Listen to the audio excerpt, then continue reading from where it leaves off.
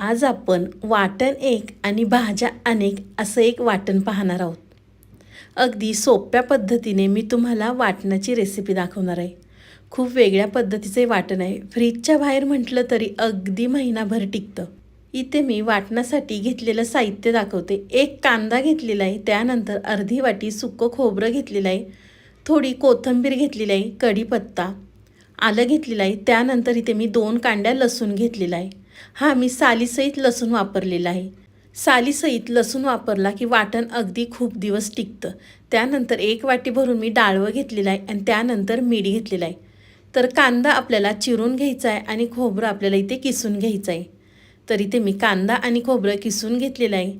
त्यानंतर एका साईडला कढई गरम करून घेतलेलं आहे. कढईमध्ये आपल्याला 1 चमचा भरून तेल घालायचं आहे. तेल गरम झालं की त्यामध्ये आपल्याला कढीपत्ता घालायचा आहे. अगदी 1 मिनिटभर आपल्याला कढीपत्ता तेलावरती छान असा कुरकुरीत तळून घ्यायचा आहे.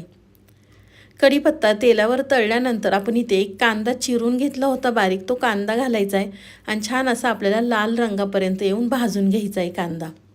तुम्ही हे वाटण फ्रीजमध्ये करून ठेवलं ना, अगदी कोणत्याही भाजीसाठी वापरू शकता.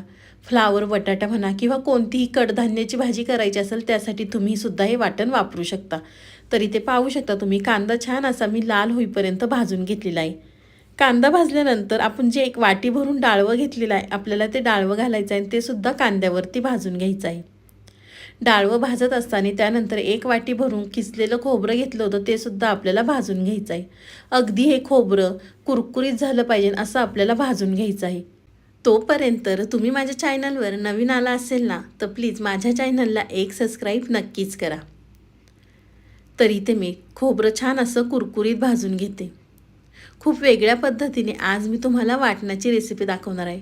पण हे वाटण जर केलं ना, तर नेहमी तुम्ही हेच वाटण वापरून भाजी बनवाल, एवढं छान असं हे वाटण तयार होतं. तर इथे पाहू शकता तुम्ही छान असं कुरकुरीत मी खोबरं भाजून घेतलेलं आहे. तर एका ताटामध्ये आपण काढून घेऊया आणि आपल्याला हे सगळं थंड करून घ्यायचं आहे. तर इथे पाहू शकता छान असं थंड झालेलं आहे. तुम्ही कढीपत्ता पाहू शकता अगदी कुरकुरीत झालेला आहे. त्यानंतर आपल्याला मिक्सरच्या भांड्यामध्ये सगळे वाटण घ्यायचं आहे. मिक्सरचं भांडं ओलसर अजिबातसुद्धा ठेवू नका. ओलं असेल तर सुक्या कपड्याने आपल्याला मिक्सरचं भांडं पुसून घ्यायचं आहे. त्यानंतर मिक्सरच्या भांड्यामध्ये कोथिंबीर, लसूण, आलं, मीठ घालायचं आहे. मीठ घातल्याने हे वाटण खूप दिवस टिकतं.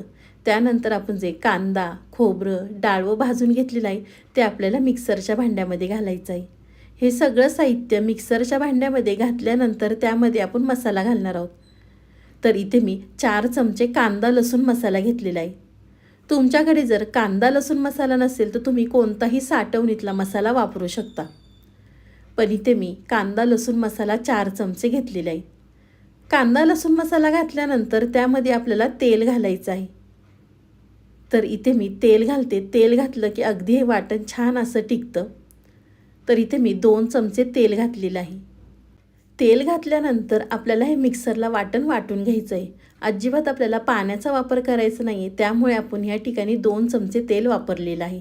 तर इथे पाहू शकता छान असं वाटण आपलं तयार झालेलं आहे. तर एका प्लेटमध्ये इथे मी वाटण काढून घेते आणि छान ह्याचा आपला गोळा तयार करून घेते. तर आज मी तुम्हाला गोळा वाटण ह्याची रेसिपी दाखवलेली आहे. इथे आपण वाटणामध्येच मसाला घातलेला आहे. तर हे वाटण वापरायचं कसं तर मी तुम्हाला पुढे सांगणारच आहे. व्हिडिओ अजिबातसुद्धा कुठे स्किप करू नका, संपूर्ण व्हिडिओ पहा. तर एका डिशमध्ये वाटण काढल्यानंतर या वाटणाचा छान असा मी गोळा तयार करून घेते. तर मस्त या वाटणाचे होतील तेवढे गोळे आपल्याला तयार करून घ्यायचे. अशाच पद्धतीने हे वाटण आपल्याला फ्रीजमध्ये सुद्धा टिकतं किंवा तुम्ही बाहेर ठेवलं ना तरी अगदी 15 दिवस हे वाटण आरामात टिकतं. तर या वाटणाचे माझे 3 गोळे तयार झालेले आहेत. पाहू शकता वाटणाला रंगसुद्धा खूप सुंदर आलेला आहे. अगदी मऊ लुसलुशीत आपलं हे वाटण तयार झालेलं आहे. अगदी ह्या वाटणाचा घरभर वास सुटला होता. तर चला या वाटणापासून आज मी तुम्हाला 2 भाज्या दाखवणार आहे. तर इथे पहा मी फ्लावर आणि बटाटा घेतलेला आहे. तुम्ही फ्लावर बटाट्यामध्ये हिरवा वाटाणासुद्धा घालू शकता. तर एका साईडला कढई गरम करून घेतली की त्यामध्ये आपल्याला तेल घालायचं आहे. तुम्ही तुमच्या आवडीनुसार तेल कमी जास्त करू शकता. तेल गरम झालं की इथे मी बारीक चिरून घेतलेला टोमॅटो घालायचा आहे. इथे मी 1 टोमॅटो बारीक चिरून घेतला होता. तर आपल्याला टोमॅटो घालायचा आहे आणि तेलावरती अगदी मऊ होईपर्यंत परतून घ्यायचा आहे. टोमॅटो परतल्यानंतर इथे मी जो वाटणाचे आपण 3 गोळे करून घेतले होते त्यामधला इथे मी अर्धा गोळा वाटणाचा घातलेला आहे. वाटण घातल्यानंतर आपण हे टोमॅटोवरती वाटण छान असं परतून घेऊया. अगदी सकाळच्या घाई गडबडीमध्ये झटपट अशा भाज्या तयार होतात. वाटण तयार ठेवलं की खूप जास्त वेळसुद्धा लागत नाही. अगदी झटपट ह्या भाज्या तयार होतात. तरी ते पाहू शकता मी छान असं वाटण परतून घेतलेलं आहे. त्यानंतर त्यामध्ये आपल्याला अर्धा चमचा हळद घालायची आहे. हळद घातल्यानंतर आपण जे फ्लावर आणि बटाटा घेतला ते आपल्याला त्यावरती घालायचं आहे आणि छान असं मिक्स करून घ्यायचं आहे. तुम्ही माझा व्हिडिओ इथपर्यंत पाहिलाच आहे आणि अजूनसुद्धा व्हिडिओला लाईक केलं नसेल ना तर प्लीज एक लाईक करा. साईडचं बेल आयकॉनसुद्धा प्रेस करा म्हणजे तुम्हाला माझे नवनवीन व्हिडिओ पाहायला मिळतील. तरी ते पाहू शकता तुम्ही फ्लावर बटाटा छान असा मिक्स करून घेतलेला आहे. त्यानंतर आपण त्यामध्ये पाणी घालणार आहोत आणि झाकण ठेवून आपल्याला ही भाजी शिजवून घ्यायची आहे. पाणी घातल्यानंतर चवीनुसार मीठ घालायचं आहे.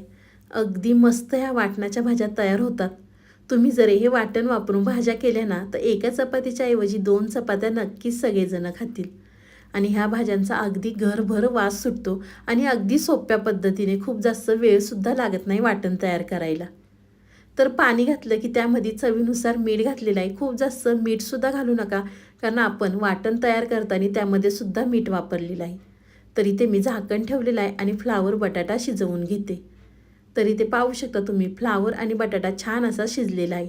भाजीला रंगसुद्धा खूप सुंदर आलेला आहे. ह्या भाजीचा वास अगदी घरभर दरवळला होता.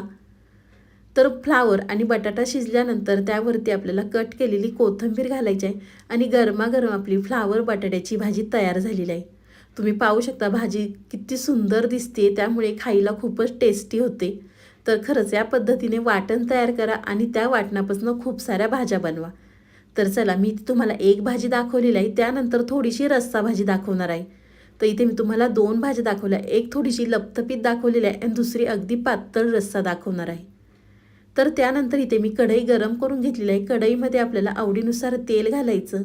तेल घातल्यानंतर इथे मी 1 टोमॅटो चिरून घेतला होता. तर आपल्याला तेलावरती टोमॅटो घालायचा आहे आणि टोमॅटो मऊ होईपर्यंत परतून घ्यायचा आहे. टोमॅटो तेलामध्ये मऊ झाला की त्यामध्ये आपल्याला हे वाटण घालायचं आहे. तर इथे मी थोडंसं वाटण जास्त वापरणार आहे. वाटण घातल्यानंतर ते सुद्धा आपल्याला टोमॅटोवरती छान असं परतून घ्यायचं आहे. तर इथे पाहू शकता तुम्ही वाटणसुद्धा टोमॅटोवरती छान अगदी मी परतून घेतलेलं आहे. त्यानंतर त्यामध्ये आपल्याला अर्धा चमचा हळद घालायची आहे आणि परत हे वाटण अगदी व्यवस्थित मिक्स करून घ्यायचं आहे. तर इथे पाहू शकता तुम्ही मसालासुद्धा आपण एकच मसाला वापरलेला आहे, तो म्हणजे कांदा लसूण मसाला. खूप जास्त मसालेसुद्धा या ठिकाणी वापरलेले नाही आहेत. तर त्यानंतर इथे मी शेवगा आणि बटाटा शिजून घेतला होता. शेवगा आणि बटाटा घातल्यानंतर आपल्याला व्यवस्थित मिक्स करून घ्यायचे आहेत. तर खूप जास्त या भाज्या तिखटसुद्धा होत नाही, अगदी व्यवस्थित ह्या भाज्या तयार होतात. तर इथे पाहू शकता तुम्ही मी शेवगा आणि बटाटा मिक्स करून घेतलेला आहे. त्यानंतर इथे मी एका साईडला पाणी गरम करून घेतलं होतं, तर आपल्याला गरम पाणी घालायचं आहे. तर इथे मला थोडीशी ग्रेव्ही करायची होती म्हणून मी पाणी घातलेलं आहे. पाणी घातल्यानंतर परत व्यवस्थित मिक्स करून घेते. तुम्ही पाहू शकता रस्सा भाजी केलेली आहे तरी रंग भाजीला किती सुंदर आलेला आहे.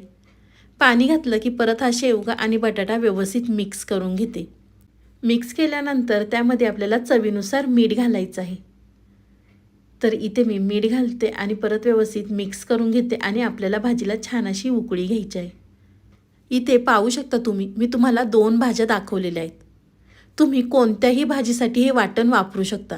तुम्हाला जर कडधान्याची भाजी करायची असेल तर कडधान्यांसाठी सुद्धा तुम्ही हे वाटण वापरू शकता.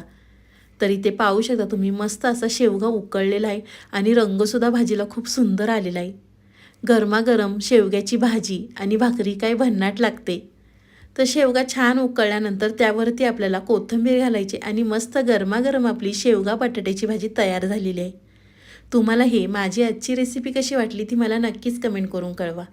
व्हिडिओ आवडला तर व्हिडिओला लाईक करायला विसरू नका. तुम्ही माझा व्हिडिओ कोणत्या शहरातनं पाहता ते सुद्धा मला कमेंट करून नक्कीच कळवा. तर चला पुन्हा भेटूया असाच एक छानसा व्हिडिओ घेऊन. तोपर्यंत बाय.